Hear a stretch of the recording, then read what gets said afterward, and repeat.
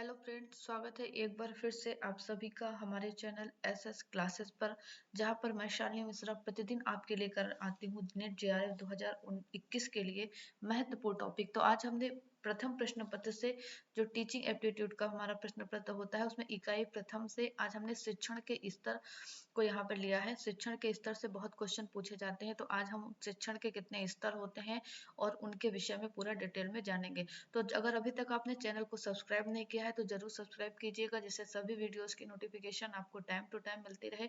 और हमारा complete course चलता है इसी नेट जेआरएफ 2021 के लिए, जहाँ पर प्रतिदिन लाइव क्लासेस होती हैं, डाउट सत्र होता है, यूनिट वाइज टेस्ट सीरीज भी चलती है और आपको पीडीएफ नोट्स भी मिलते हैं। तो जरूर ज्वाइन कीजिएगा। अगर आप इस कम समय में एक बेहतरीन तैयारी करना चाहते हैं तो हमारे इस कोर्स को ज्वाइन कीजिए और मुझे इन नंबर्स पर आप व्हाट्सअप कर सकते हैं। तो चलिए स्टार्ट करते हैं आज के टॉपिक को, जहां पर हम पढ़ने वाले हैं शिक्षण के स्तर को। ठीक है,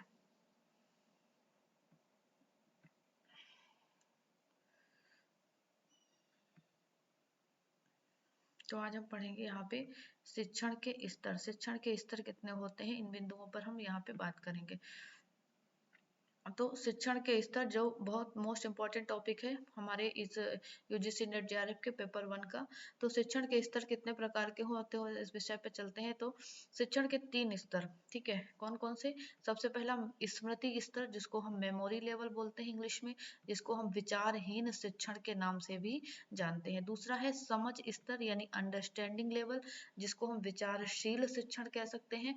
और तीसरा होता है चिंतनशील स्तर यानी रिफ्लेक्टिव लेवल, जिसको हम ऊपरी विचारशील शिक्षण के नाम से जानते हैं। तो ये 3 शिक्षण के स्तर होते हैं। सबसे निम्न होता है स्मृति स्तर का, फिर मध्यम होता है समझ स्तर यानी अंडरस्टैंडिंग लेवल, और उच्च स्तर का होता है चिंतनशील यानी रिफ्लेक्टिव स्तर। ठीक है, लेवल। इन तीनों पे हम एक एक करके बात करते हैं। तो स्मृति स्तर क्या है, तो ये मॉडल हर्बर्ट ने दिया था। ये शिक्षण का पहला स्तर है जो स्मृति स्मृति या मानसिक क्षमता से संबंधित है। ठीक है, यानी कि ये जो जो मानसिक क्षमता या स्मृति से संबंधित है हमारा शिक्षण का ये मॉडल, और हर्बर्ट इसके प्रतिपादक थे। और कहते हैं जो सभी प्राणियों में मौजूद होता है, यानी कि शिक्षण का ये सबसे निचला स्तर है और इस ये स्मृति स्तर हर व्यक्ति में, हर प्राणी में मौजूद होता है। और इस स्तर पर क्या होती है, जो सोचने की क्षमता होती है वो नगण्य होती है। इंसान केवल इसमें क्या होता है, छात्र केवल सूचनाओं और तथ्यों को रट लेते हैं और जो उन्हें सिखाए जाते हैं, जिससे छात्रों में रटने की प्रवृत्ति का विकास होता है। तो ये रट्टा मारने की प्रवृत्ति से विकसित होती है। और इसमें शिक्षक की जो भूमिका होती है वो प्रमुख होती है और छात्र की भूमिका इसमें गौण होती है, तो यानी द्वितीय होती है। और इसमें शिक्षक अधिगम प्रक्रिया मूलतः उद्दीपन प्रक्रिया मानी जाती है।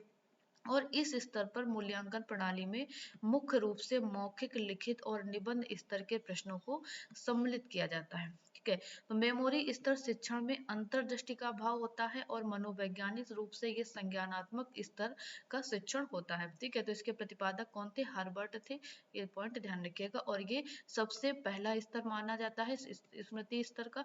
अब मेमोरी लेवल के अगर गुण और दोषों की बात करें तो मेमोरी लेवल के कौन से गुण और दोष होते हैं, तो अगर गुण की बात करें तो इसमें क्या होता है, इसमें टीचिंग विभाजित किया गया ज्ञान भविष्य के लिए एक आधार बनता है। मेमोरी लेवल में जो टीचिंग होती है, जो ज्ञान मिलता है, ये भविष्य के ज्ञान के लिए एक आधार बनाता है। और मेमोरी लेवल शिक्षण में चिंतनशील जो स्तर है उसके लिए एक पहला कदम होता है, जो चिंतनशील स्तर के लिए। क्यों, ये स्तर शिक्षण को समझने के लिए बहुत आवश्यक है। और उसके बाद ये निम्न, जो अगला इसका गुण है, ये निम्न वर्ग के बच्चों के लिए उपयोगी है। ठीक है, दोस्त अगर इसकी बात करें तो ये छात्रों की क्षमताओं के विकास में योगदान नहीं करता है।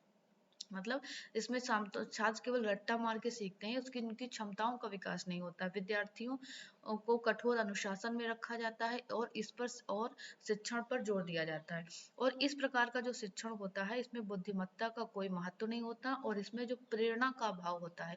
और इसमें जो मेमोरी लेवल है इस स्तर पर छात्र केवल रट्टा मारकर ही सीखता है, और जो इसलिए इस प्रकार से जो रट्टा मारकर प्राप्त किया गया जो ज्ञान होता है उनके वास्तविक जीवन की स्थितियों में वो मददगार नहीं होता है, क्योंकि रट कर उसने सीखी, उसके विषय में उसे समझ नहीं है कि वो क्या है क्या नहीं है। तो ये छात्रों की प्रतिभा को विकसित नहीं करता है। तो ये तो मेमोरी लेवल के गुण और दोषों की बात करें।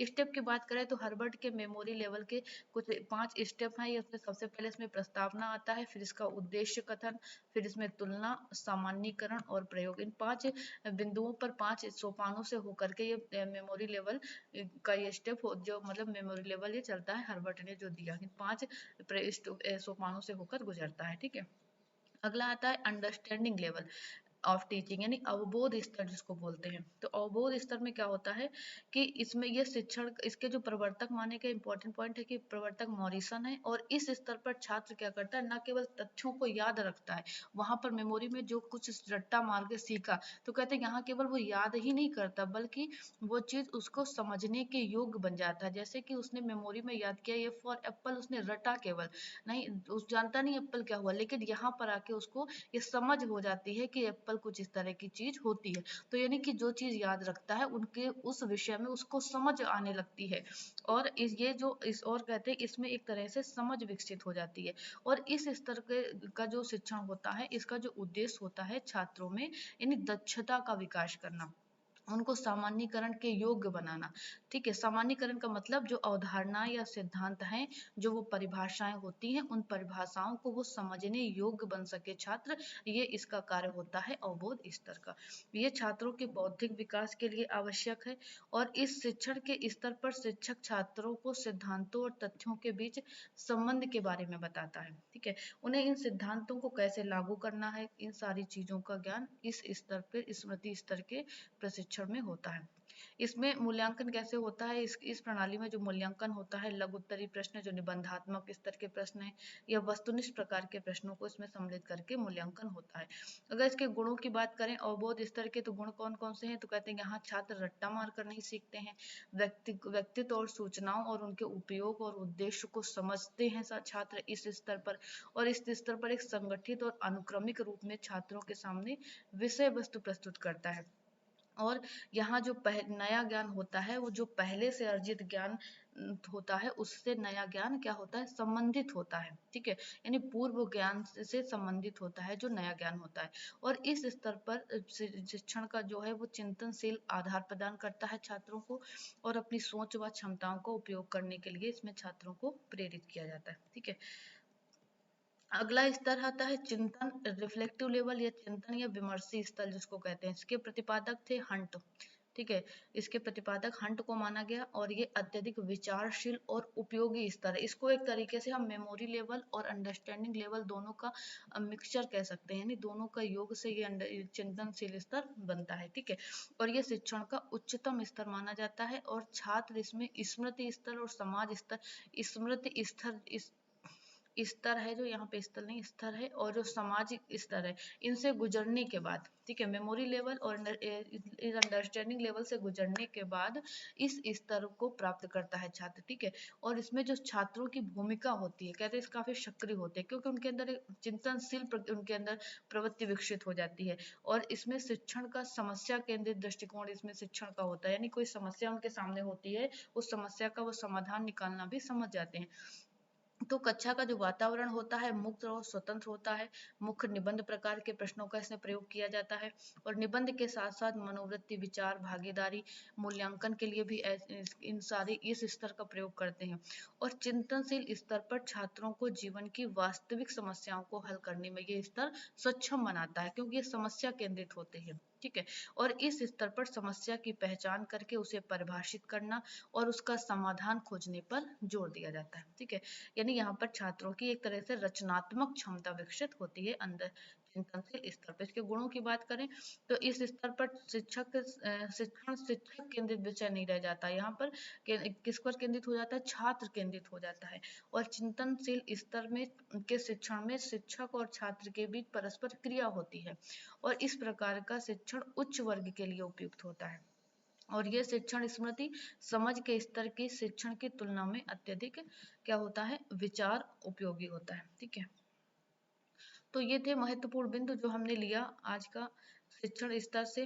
ठीक है, और तो कैसा लगा इस वीडियो जरूर बताइएगा, अधिक से अधिक वीडियो को शेयर कीजिएगा, और अगर चैनल को सब्सक्राइब नहीं किया तो सब्सक्राइब कीजिएगा। ऐसे महत्वपूर्ण बिंदु, अगर आपको किसी ऐसा कोई टॉपिक है जो लगता है कि आपको हम नहीं कवर हुआ, तो आप जरूर कमेंट करके बताइएगा, और इस विषय में भी अपनी राय दीजिएगा कि वीडियो आपको कैसा लगा। कोई विशेष टॉपिक आप पढ़ना चाहते हैं तो जरूर कमेंट कीजिएगा, हम उसका वीडियो यहाँ पर जरूर डालेंगे।